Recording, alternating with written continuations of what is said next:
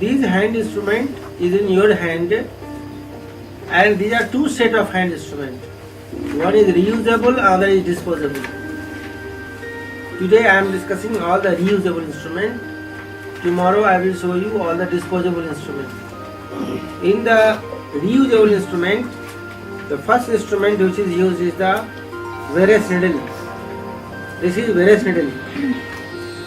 Veress needle was basically invented by one physician. He was Veress. He thought that there should be some spring mechanism which he could introduce into the lung through the intercostal space, so that it will go to the pleural space, but it will not injure the lung, because the tip is blunt and there is a spring mechanism. This is a spring mechanism, so that it will not allow the blunt tip to go ahead. And this was the invention of this Veress needle. Now the Veress needle is of 4 sizes. It is available in 4 sizes: 8 cm, 10 cm, 12 cm and 20 cm. 8 cm is used for pediatric patient, 10 and 12 is used for adult, and 20 cm is used for morbid obesity. The Veress needle,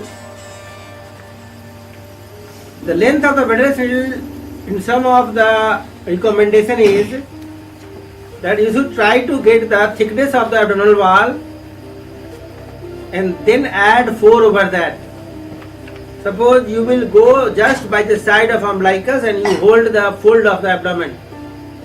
Suppose it is 5 cm, then you should add further 9 cm over that. Sorry, further 4 cm over that. That will be 9 cm. So for me, you will use the 10 cm Veress needle. But suppose it is more, like suppose it is 8 cm, then you will add 4. And suppose if it is 9-10 cm, then you will use 20 cm Veress needle. Because if you are using on thin abdominal wall the small size Veress needle, then the tip of the Veress needle will be somewhere in the abdominal wall itself. You will not be able to enter and it will create a pre-peritoneal space. Appropriate length of the Veress needle is important. Veress needle should be held like a dart. Dart which we use to play. The pulp of the 3 fingers and thumb should oppose each other over the shaft. You should not hold the Veress needle from the top. This is wrong. You should not hold it here. You should hold with the shaft so that it is guarded. And if we are going inadvertently, full length of the Veress needle should not go in. Yes, if you will hold it near the umbilicus, there is a big problem. That muscle will get folded there. Suppose this is umbilicus and I am holding near the umbilicus. Then there will be a fold and your Veress needle can go to the muscle. You should hold halfway in between the pubic symphysis and umbilicus here. So that, suppose this is umbilicus, I will not hold it here. I will hold here and then lift it. So that abdominal wall, just at the point where the Veress needle is penetrating the abdominal wall, should be 90 degrees. And it should be flat. So these few points are important. That the Veress needle should be pointed towards the anus, and the angle between the Veress needle and the body of the patient should be 45 degrees, and angle between the Veress needle and abdominal wall should be 90 degrees. And that can be achieved if the patient has a good muscle relaxation, and we will lift the abdominal wall up to the extent to get this 90 degree. An advantage, we have the 4 advantages of going towards the anus, that you have more room, you will go more horizontal, less perpendicular, there is no aorta vena cava and there is no vertebral body in the sacrum. Only problem is going to the periperitoneum, because below the arcuate line there is no posterior rectus, and due to the repeated distension of the bladder, peritoneum halfway below the umbilicus, halfway in between the umbilicus and pubic symphysis is lax and very easily to go, and very huge pocket you can make there periperitoneum. So to overcome that, lifting the abdominal wall is important. Sometimes the females, their hand is small, if they cannot lift it, they can ask any muscular man to lift it up. And then you should go. From both the sides, flank can be used to lift it up. Remember, one more important point is, if you are going perpendicular, then patient should not be in the Trendelenburg position. Patient should be supine. If you are going towards the anus, then you can keep the patient Trendelenburg. That is 10 to 15 degree head down. Some people, they are not very convinced to put the patient in Trendelenburg. In their opinion, bowel may come just below the umbilicus. If you are keeping the patient supine, it is better, because bowel is distributed evenly in all the quadrant of the abdomen. But if you are keeping in the head down position, Trendelenburg or strip Trendelenburg, then in their opinion, the bowel will come just below the umbilicus and there may be some chance of the injury. So it is up to you. But it is important that if you are going perpendicular, then don't keep Trendelenburg. If you are going towards the anus, you can keep Trendelenburg. Another important point, that when you are going towards the anus, there are 3 exceptions in which you should not go. First is, if there is any midline lower abdominal incision. Suppose any classical incision has been given midline for the cesarean section or for any surgery. If it is midline, then you should not go towards the anus, towards oblique, because there may be expected adhesion there and we can puncture the bowel. Second, if patient is morbid obese, in morbid obese patient, we should not point it towards the anus, because if you will go there, you will be lost in the fat, because morbidity is so huge that you have to go perpendicular, and most of the time transumbilical, because in the transumbilical there is no fat, even if the patient is morbid obese. Now your question is, if you are telling to go perpendicular, will it not damage the aorta or vena cava in morbid obese? It will not. It will not damage. Why? Because once patient go to the morbid obese level, their umbilicus is displaced down. With the morbid obesity, umbilicus goes below the sacral promontory. If BMI is 45, then umbilicus goes up to the scrotum. And if BMI is more than 55, 50, that is super morbid obese, then it goes to the floor. Like sumo, WWF, you might have seen. Sumos, they always tie their abdomen to their waist. They use big clothing. They cannot support that much big abdomen. So in those patients, you have to go supraumbilical, then also you are safe. If you want to do cholecystectomy going through the umbilicus, you cannot do. Your telescope will not reach there. So with the obesity, umbilicus displaced down. And in morbid obesity, that's why when we do the gastric banding sleeve gastrectomy, you have to put your port 10 centimeters above the umbilicus. Otherwise, you cannot reach to the gastroesophageal junction, angle of His, or you cannot mobilize the posterior mediastinum, esophagus. You cannot reach there. So, in morbid obesity, even if you are going perpendicular, you are safe. Third exception is, if you are doing diagnostic laparoscopy under local anesthesia. In local anesthesia also you should not go oblique, because you cannot anesthetize the oblique pathway of the entry of your varus needle and your patient will cry. So in morbid obesity we should go perpendicular, because you are just injecting the xylocaine or lignocaine around the umbilicus, that is the field block, para-umbilical. So in those situations oblique is not good. Otherwise you can go.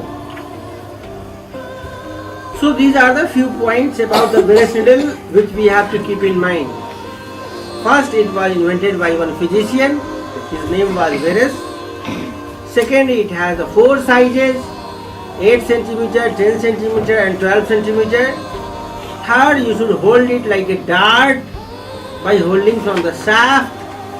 Fourth, you should point it towards the anus. Fifth, the abdominal wall should be lifted up to the extent that the angle between the varus needle and the body of the patient should be 45 degree, and angle between the varus needle and the abdominal wall should be 90 degree. Once you will go there, you will get 2 click sound. One click sound is for the rectus, and second click sound will be for peritoneum, because around the umbilicus the anterior and posterior rectus is fused together. So this is one click, this is second click. 2 click sound you will hear. It may be in the noisy operation theatre, you may not be able to hear it, but you will feel it, because this pulp of the finger has the highest density of the free nerve ending. This is your third eye, you can feel anything by pulp. So if you are holding like a dart, then you are giving away sensation, your finger will feel. While you are putting, you should see this area also, the gap between the varus needle head and the body here. Can you see this gap is increasing? That this gap is increasing, that means it is traveling. And now it is decreased, that means it has gone to one layer. Again it will decrease and increase. So this gap will give you some idea why it is traveling. Once it has reached in, this gap will not be like that. It should not be separated. It should be over there. Suppose if you are seeing somewhere it is gap is there, that means it is not inside the abdomen. Actually it is up. Now this gap has gone. This gap between the spring, due to the spring action. While you are entering it, the varus needle should be open. It should not be closed. If it is at right angle to the shaft, that means it is closed. If it is in the line of the shaft of the varus needle, that means it is open. So it should be open. Because accidentally if you are in the bowel and the vessel, immediately it should draw your attention. While you are going, you will get 2 click, 1 click and 2 click. Then you should take one saline, put that saline there, and then first you should do irrigation test. Like you will irrigate, it is going. This is irrigation test. And after irrigation, then you should do suction. Means you should suck it out. The fluid which you have irrigated should come out. If it is coming out, that means you are not in the abdomen. That means you are in any confined small space. If the tip of the varus needle is inside the abdomen, the fluid which you have irrigated will not come out, because it has lost somewhere in the coil of intestine. And we cannot see that. We cannot take it back. If it is inside the abdomen, bubbles should come, little few bubble will come. Like this, nothing is coming, only bubbles are coming. If more fluid what you have irrigated is coming, that means either the patient has ascites or we are in the urinary bladder. If yellow is coming, that means we are in the bowel. If red is coming, that may be we are in any vessel. So this is suction is important. You should suck it. Once you will suck it out, after that you should do hanging drop test. You should take little few drop of saline and you should put it here. This is hanging. And then lift the abdominal wall. that will create more negative pressure, and this bubble hanging drop should be sucked in. If it is not sucking, not going in, that means you are in the abdominal layer, maybe in the muscle, maybe in the fat, maybe in the rectus. Sometime what you can do, you can do piston plunger test. How to do that? You put it like this and take the piston out. Here you can see it is coming down. And why it is happening? Because the negative pressure of the abdominal wall will suck all the saline. If it is not going, that means you are not in the abdomen, you are somewhere else. So these are the few tests, that is the irrigation test, suction test and hanging drop test which you have to do. Once you are satisfied that all these tests are correct, then you will attach tubing of the insufflator and you will switch on the insufflator to start the flow of the gas. Now in the insufflator itself you have quadromanometric indicator. That is the flow rate, preset pressure, total amount of gas used and the actual pressure. That is also has a lot of information for you. That I will discuss once I will show you insufflator. So this way you have to do some indicators to make it sure that you are inside the abdomen. And then you will start. Like you did mention about the test, like the way I was told once upon a time was you first suck it to see in case you already hit the bowel and you see the... Yes, that is one of the interesting difference between that. Some people what they recommend that once you go there inside the abdomen, first you suck and then you irrigate. Do you know why this is recommended? Just like you are giving intramuscular injection, you are sucking it to know that you are in the vein or not. But there is one problem in that. What is the problem in that? That sometime while you are traveling, generally the varus needle has one drawback, that the eye is on the side, and when it does the spring action like that, then it try to trap, I will show you, yes, fat and tissue.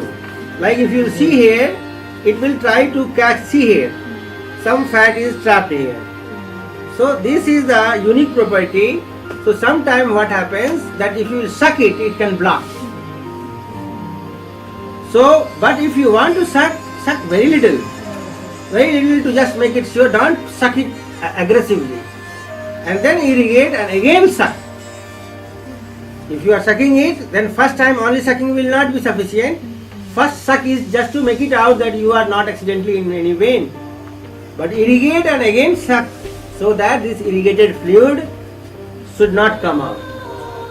Now, the varus needle has, remember all the instrument which we will discuss here, all the instrument you should have 5 information about the instrument.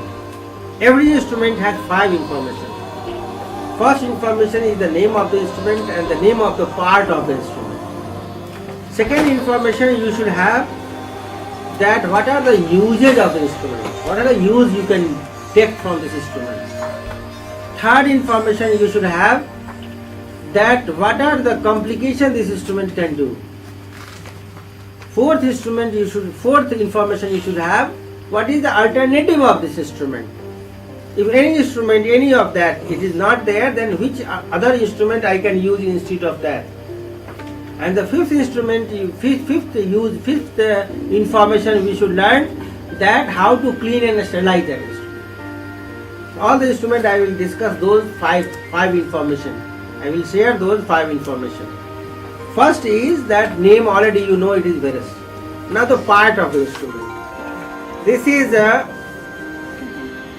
is needle and this is a stylet. In the varus needle, the eye is at the tip of, not the tip, on the side of the stylet here. This is on the side. And the diameter of this one is 0.4 mm. So even if you will put the high gas flow, more than 2.5 liter per minute, it will not allow. And why is on the side? So that the tip cannot stuck somewhere in the bowel. Because sometimes touching the bowel it will be a problem. And because tip has to be blunt. So that's why it is closed, it is smooth. There is one spring. This spring mechanism will allow it to keep the blunt tip of the stylet ahead, and this is the valve, this is the lock. You can close it, you can open it.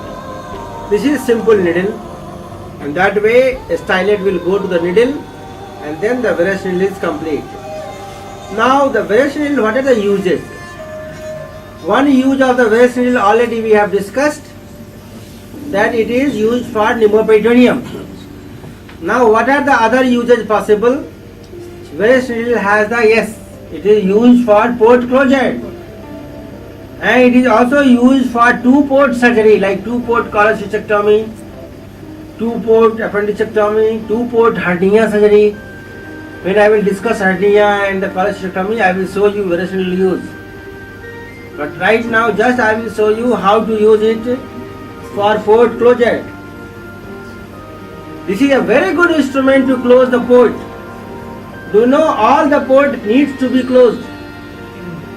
If it is 10 mm port and it will not close it, how much will be the incidence of hernia? 0.1%. 0.1 is very less. That means 1 in 1000. It is 2%, 1 to 2%. If you will not close the 10 mm port.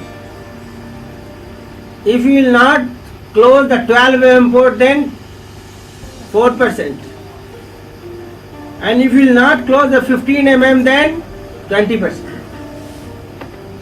You can see how fastly the geometrical fashion, the incidence of hernia is increasing. With only the non-midline ports then. Yeah, all together, all the ports, even in right iliac fossa, average. It is not there are many ways to decrease the hernia, like you can go through the inferior crease of umbilicus, that is a Scandinavian technique. And in a Scandinavian technique the incidence is very less. That I will discuss during access technique when I will discuss. So I'm asking one thing, when we give a subumbilical incision, we give an incision from the umbilicus to the lower border of the center of the umbilicus to the lower border. And if that is within, it's about 1 centimeter, they say, or 10 millimeter. Should we actually close that? Ideally that also should be closed. But there is one Scandinavian technique. In that we don't close. Do you know what we do? We are dilating the obligated vitreointestinal duct which was present in the fetal life. That was invented by a Scandinavian surgeon. You are talking about that. That is, you will give the inferior crease of umbilicus. And then with the mosquito forceps, you will dilate it. And what you are actually doing, you are dilating the obliterated vitreointestinal tract which was present in the fetal life, got obliterated in adult. And this can be used, and cell intelligence of that area is so good that they spontaneously want to close like a valve. And that's why you may not close it. But if you are closing it, it is always good. And that is, I have told all around, 10 mm, if you have put on the right and left iliac fossa, you must close. Now if you are using that port to retrieve any organ, you must close. Because if you have used it to retrieve the organ, that means you are dilating it, you are stretching it. So it is no more 10 mm. It is now 12 mm. Or if it is an endo bag you are using, then it may stretch to 15 mm. Then we must close. So to close this, you will use this Veress needle. You will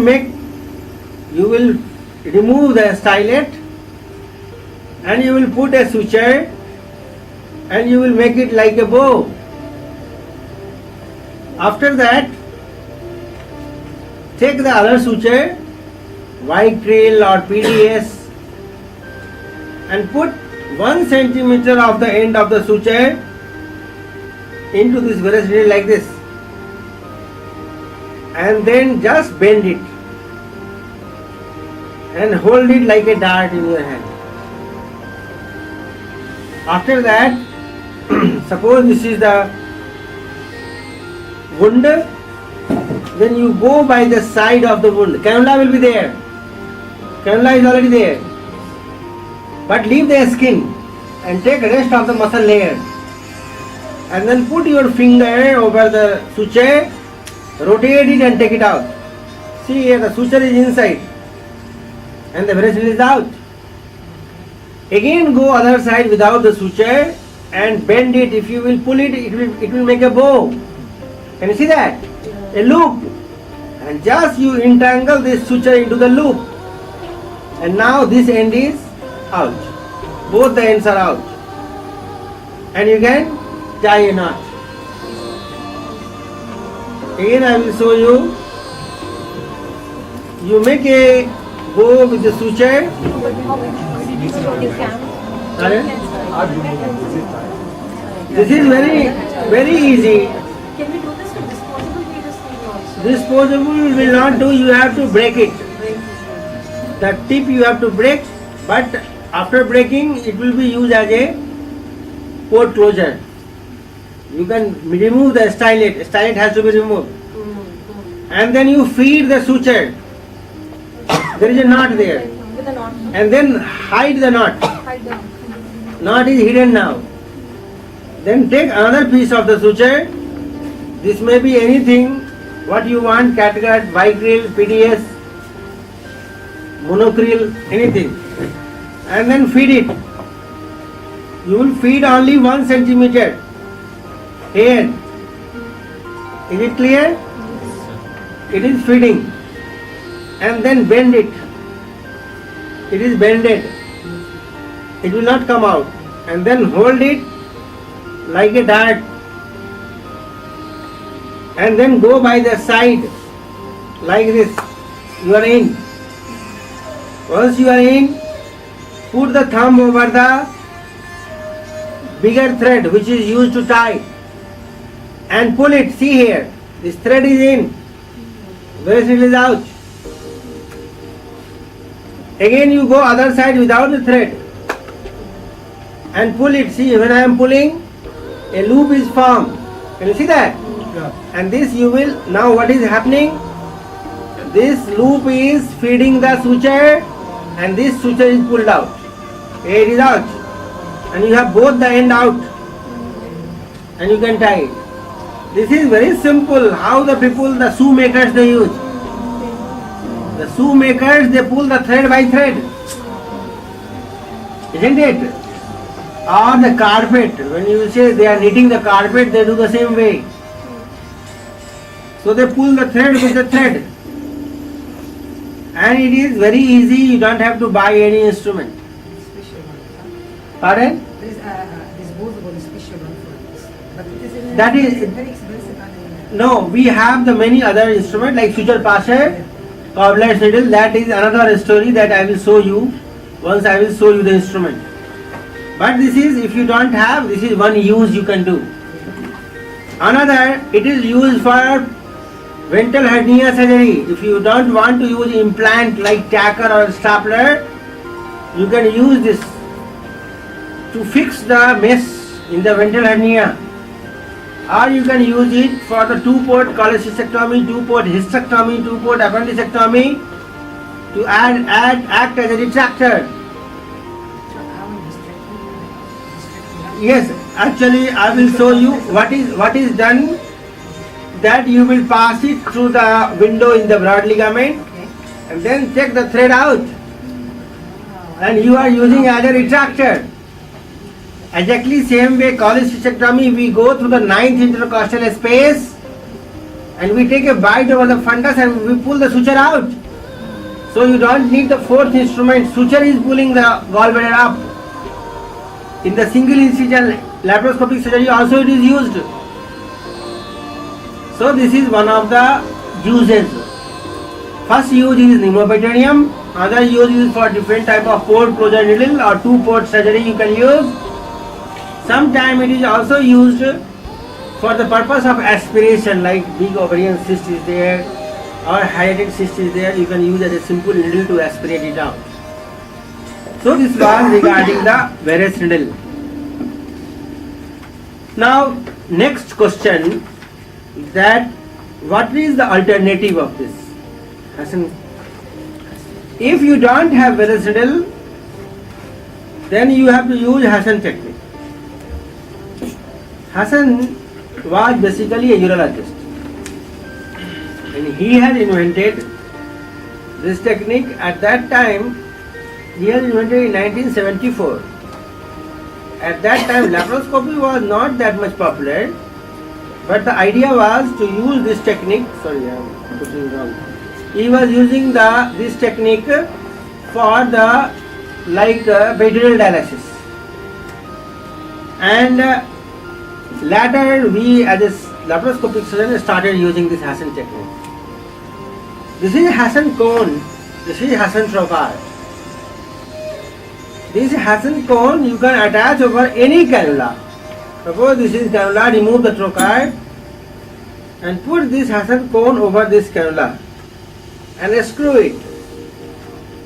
Now this is your Hassan trocar cannula, it becomes. And then it is trocar, blood trocar. Now this is Hassan cannula and trocar, Hassan port. Hassan technique is basically a mini laparotomy, where you are going layer by layer. You should not go transumbilical. You should go below the umbilicus. First you will give transverse incision, then clear the fat, then take 2 bites either side. That I will demonstrate you, and I will show you the video during access technique, and you will practice also. You will take 2 bites either side on rectus to lift it up, and once you will pull the rectus, a crease of rectus will be held, and then you cut it longitudinally along the linea alba. The skin incision is transverse and the rectus is longitudinal along the linea alba, and then with the mosquito forceps or scissors you will dilate it. Just like the bird which digs the tree, you have to open, go, and bluntly you are perforating the peritoneum. And then you will put this blunt trocar with the cannula. Of the sachets, there was a 2-hour debate that which one is good. The Verecidal technique is good or Hassan technique is good. Ultimately, the consensus was that as far as the bowel injury is concerned, Hassan technique is slightly superior than the Verecidal. We should see this slight word, because if direct bowel is adhered, even in Hassan technique we can injure, we can puncture.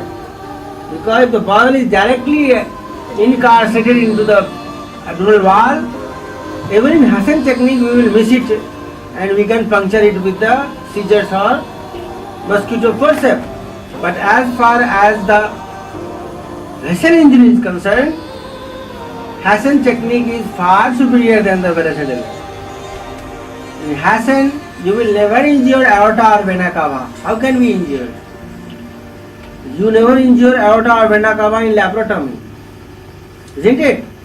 Because it is not sharp which is going inadvertently in. So for vessel injury it is very good. For the bowel injury it is good, but it cannot be said that it is far superior than Verecidal. If you see, majority of gynecologists, they use Verecidal. Majority, like 90% of the gynecologists all over the world, they use Verecidal, and they are confident. Because there are two reasons about that. One explanation is that most of your patient has 1 or 2 kids multipara,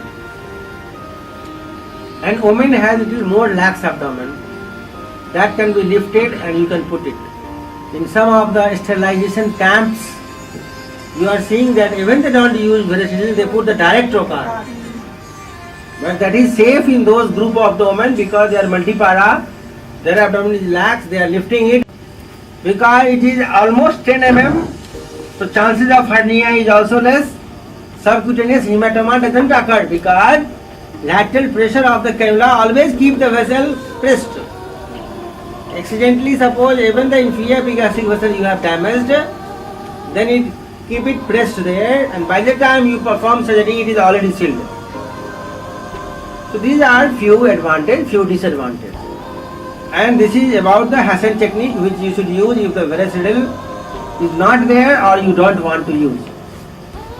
Now the next question is how to clean and sterilize. Remember, all the instruments which we are using in laparoscopy, sterilization generally we don't do. We do only disinfection. If you want to use sterilization, you have to use either the gas chamber, ethylene oxide or plasma, or you have to use the gamma ray radiation. For that you have to make a chamber, and that is expensive. Most of the surgeons and gynecologists, especially in developing country, they use high level chemical disinfectant. And the most common chemical disinfectant used all over world is glutathione. That is 2% glutathione, that is Sidex. Sidex is actually the trade name of the Johnson & Johnson Ethicon. It is available in many brands, many names, just like this is Glutathione. This is one company in India. At least 20 companies are making Glutathione, Glutathione, Sidex. These are available because it is a simple chemical, only 2% glutathione. This is activated, it will be in front like that. This is activated. You will open it and you will put it into the Sidex, this solution. It is activated now. You have Sidex tray. In the tray, you should write activation date and expiry date. It can be used only for 15 time or 15 days. Whatever comes earlier. If suppose within 15 days there was no surgery, then also you have to throw it, discard it. If it is within 3 days, if we have 15 surgery, then also you have to change it. Now glutathione has few drawbacks. One is contact time is more. Ideally for sporicidal action, it should be 6 to 8 hours. Remember, this is a very good virucidal agent. For virus, they are fantastic. They kill the virus within 30 seconds. HIV or hepatitis B, no problem. They are good for bactericidal also. But they are not good as sporicidal. Because a spore needs time. And recently there are a lot of literature articles reported where the spore producing organism has created a problem, like tuberculosis or the other. In those situations, the problem is we are not giving contact time. Here this is Sidex tray. In this tray, if you will see, inside there is a perforated tray here. This is, and you will put all the 5 liter Sidex here, and then you will dip all your instrument, and you should cover, and after 6 to 8 hours you should use. This is activation date and expiry date. Here a sticker should be applied, so that you will not forget it to change it once the time is over. And you should try to keep it, but the problem is suppose the same day you have 3-4 surgery, then some people they don't give the adequate activation time. They just put it and within 10 minutes take it out. In the camps, sometimes they don't use even the Sidex. They put in the normal saline. A formaldehyde chamber, but formaldehyde chamber, formalin chamber should never be used for primary sterilization. It is used to keep the instrument sterilized, maintaining it. Here it will be opened and then you will have the tablets here. This is the formalin tablets. And then with the moist cod piece, you should wrap it and you can keep it in any of the chamber. And the cables like hysteroscopic instruments, these cables you can keep it into the forming chamber. But if you are using it for primary sterilization also, it should be at least overnight. It should not be within few minutes. If you will take it out, useless. It is just you are satisfying yourself that you are doing something for patient. And how many tablets? 6 to 8 tablets should be there in each. It also depends upon how frequently you are opening and what is the weather. In the summer you have to change it fastly because it will evaporate faster. In the winter you can keep it for 1 week also, no problem. This month I would have been for 30 minutes. What about the following? This is only used to keep the instrument disinfected, and you can use it for 2 months also. Once you will take from here, you will transfer there, isn't it? But it should not be used for primary. If you are using for primary, at least overnight. At least overnight. Tomorrow if you have surgery, today night, but this is unofficial. Ideally it should be avoided. But thanks to laparoscopy, that even after that infection is less. Why it is less? There are many features that I have a lecture tomorrow, that is we will discuss in advantage and disadvantage of minimal access surgery. There are many good things about the laparoscopy to fight against the infection. Now, butylaldehyde has little problem that few of the reports of carcinogenic behavior of this chemical has been reported. Especially if you are not using the gloves nicely, and then you are repeatedly putting your hand, then it may be a skin irritation. Another problem is contact time. Some of the new chemicals have been invented. These are biguanides, paraphthaldehyde, chlorinated benzene. These are some of the chemicals compound their mixture. This is a new solution. The Ethicon is also marketing by the name of OPA. This is Medis by Elderly Pharmaceutical. And there are many, these are the Rapicidex. Ethicon is also marketing. These are new generation. This has the advantage that contact time is only half an hour. The virucidal is only 10 minutes. And for HIV or for sporicidal it is half an hour. If you will read there, it is written. Can you read? Here it is written. What is written? Bacteria, virus. Okay. Okay. See on the other side. Other side. No. Yeah, this is it. Yeah, for disinfection and sterilization of thermosensitive medical devices. Other side. Oh, no, it says here bactericidal, virucidal, fungicidal, sporicidal, and tuberculocidal. This side is written. Timing. Timing is written there. What if it was 30 minutes? No. Bactericidal and fungicidal is 10 minutes. Yes. Virucidal protection including HIV, hepatitis B virus 10 minutes. Tuberculocidal is 30 minutes. Immunocompromised protection is 30 minutes. 30 minutes. And sporicidal also 30 minutes. So within half an hour, even you are good for sports. Now you have to put it, although this is also high level disinfectant. You cannot claim any chemical to act as a high level sterilization. Sterilization word is not very good. Do you know why? Even if the chemical is good, suppose handle is out, then it may be not working there properly. Or contact time is not good. Temperature is too low, temperature is too high. In those circumstances it varies. Adequate cleaning was not done. Some pus, some blood is inside these channels, and due to any reason these channels could not be dismantled. They will not enter, isn't it? But advantage is that even if your instrument which is like telescope or sensitive instrument, problem of the autoclaving is, although these instruments you can autoclave also. The problem is that all the equipment has to be separately wrapped with the cloth. Because if one instrument is hitting another, then insulation can break. And once insulation will be breached, it will be another problem, electrosurgical injury.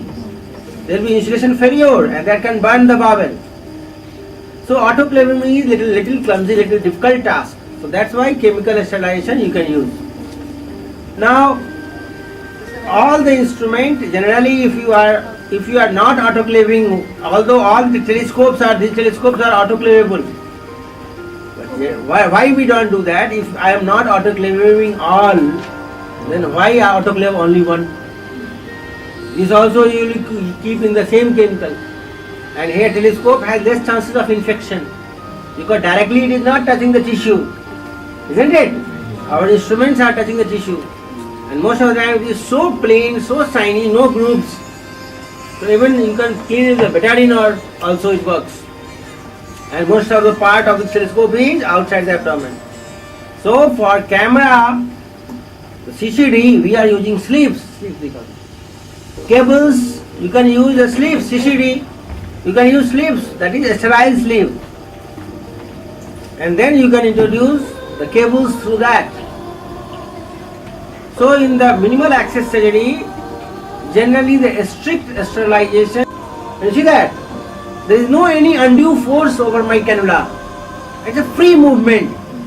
Another advantage, that if there is any collection bleeding, it will either come out or it will go in.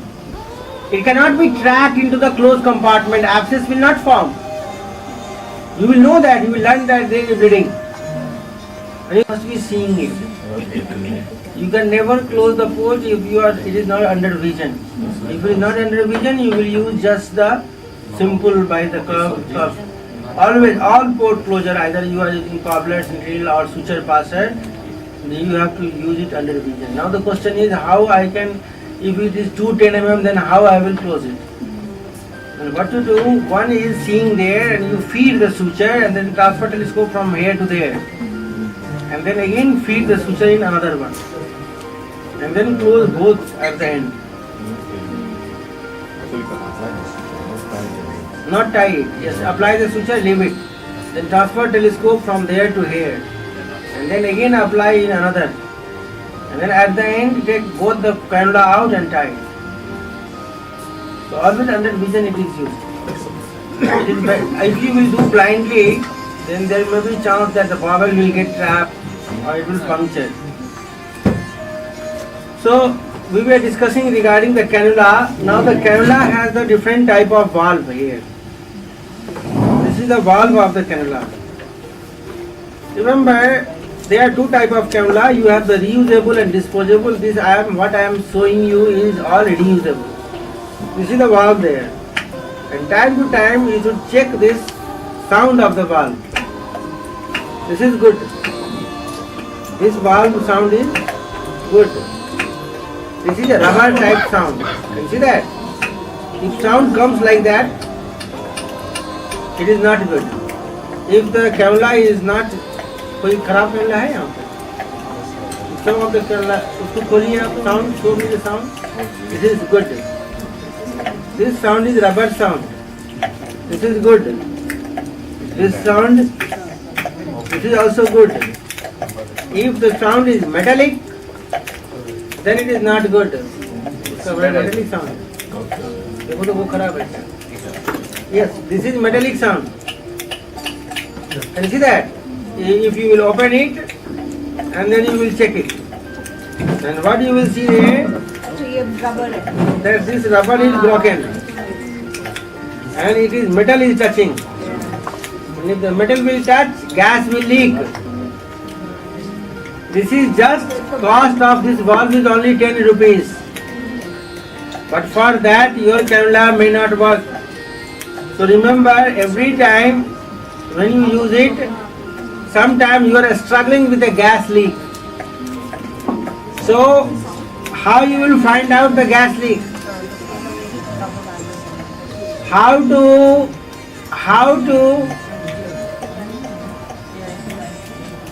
to find out the gas where it is leaking? How to find it out? Suppose you are performing surgery and gas is leaking, then what you will do? Find out, go along the path also there, just either from the instrument to the stack or from the stack to the instrument. Okay, suppose she is trying to find out the complete circuit. But suppose the circuit is good. Now in the abdominal wall, the circuit is putting the gas at a rate of 4 liter, 5 liter, 6 liter per minute. But still I don't have distance, and what I should do? Check the port. How you will check the port? Oh, you take out. No, you don't have to take out. Suppose all the ports are in the position. How I will make it, where it is leaking? First tell me where are the points from where it leaks. Okay, she is correct. One is your wound itself is leaking. Means your wound sizes are not exactly 10 mm, it may be 12 mm, 15 mm and is leaking by the side. That how you will learn? How you know that? You can hear it literally from the wound. You pinch the wound and if it stops then.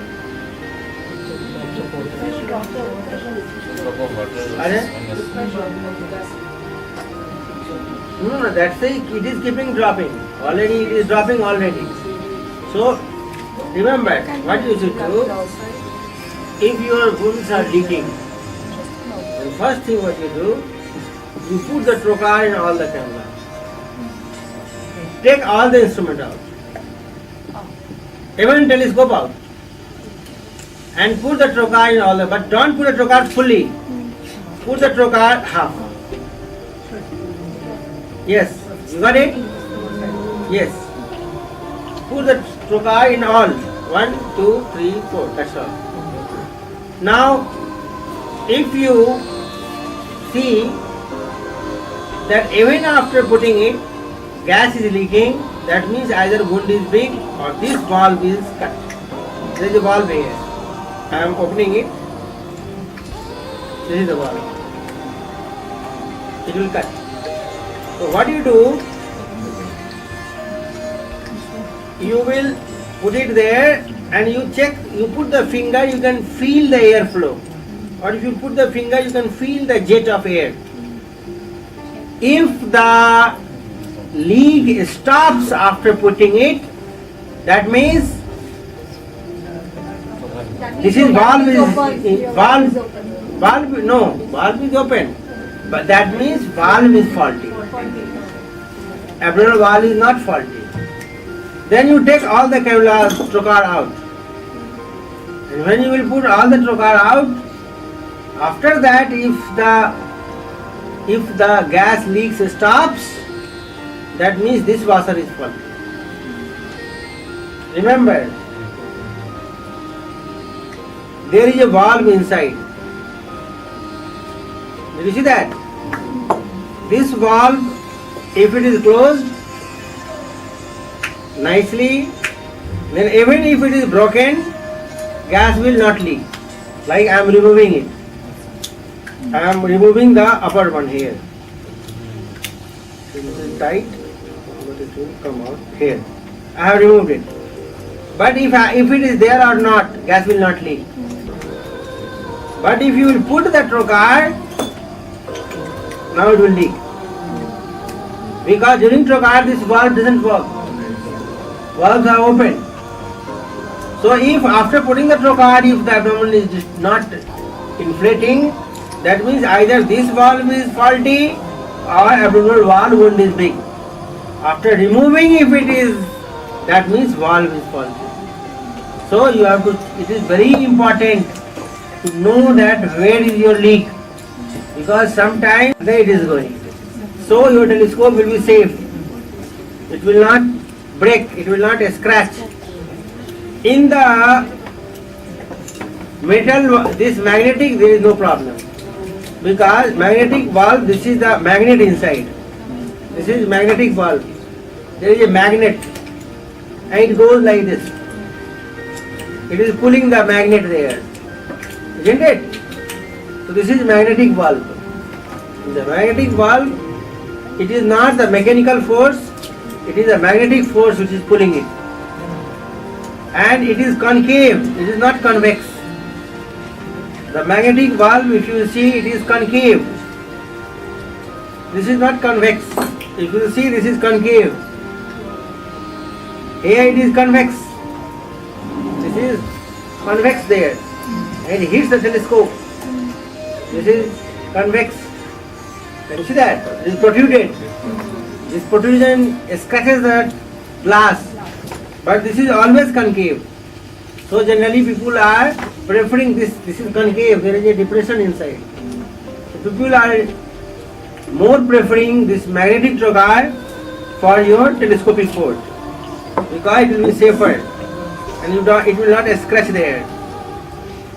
So this is one of the variation of the your trocar and cannula. You have one is flap valve type of trocar and cannula. This is flap valve. And you must check that rubber like sound should come. This is rubbery sound. And another is metal trocar and cannula. Now, trocar and cannulas are available in 5 mm and 10 mm. This is 10 mm. This is, like suppose you are doing the low anterior dissection, in colorectal 7 ports are used. If you are doing hemicolectomy, 8 ports are used. Everywhere ports, because your target of dissection starts from half of the transverse colon and it goes up to the terminal part of rectum. So we have to use many ports, but minimum 3 is required, and size of the port depends upon your telescope and depends upon your retrieval of the tissue requirement. Now on the cannulas you have the reducer. This is known as reducer. Reducer are of two types. This is reducer. Reducers are of two types. One is long reducer, other is short reducer. This is long reducer, which you can put it, and other is top mounted reducer, short reducer. Now which one is good? This is also, what is the function of reducer? To allow the 5 mm instrument to go to 10 mm. This is 10 mm cannula. In this 10 mm cannula, if I will put the 5 mm instrument, can I use? No, gas will leak. So I have to use reducer. Now there are two types of reducer.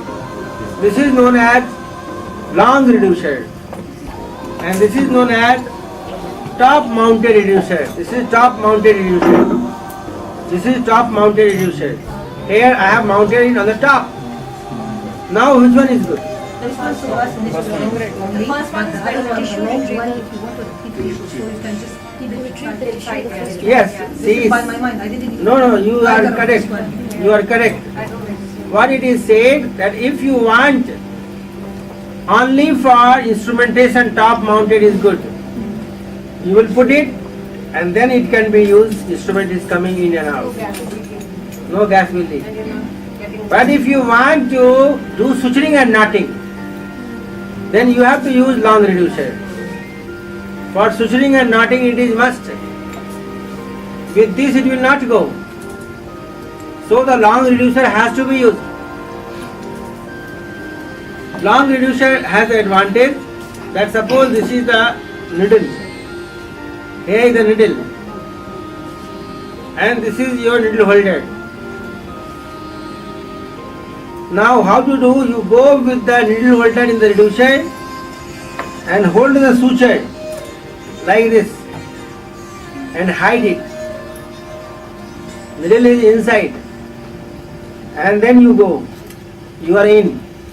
Go inside, do suturing and knotting. Once suturing knotting is complete, then again hide it and bring everything out. Your needle is safely out. Isn't it? This you cannot use with the top mounted reducer. On top mounted it will not go. On the top mounted if you want, it will not go. It will stop. Stuck. What I can do? I can remove the reducer, I can go directly to the cannula.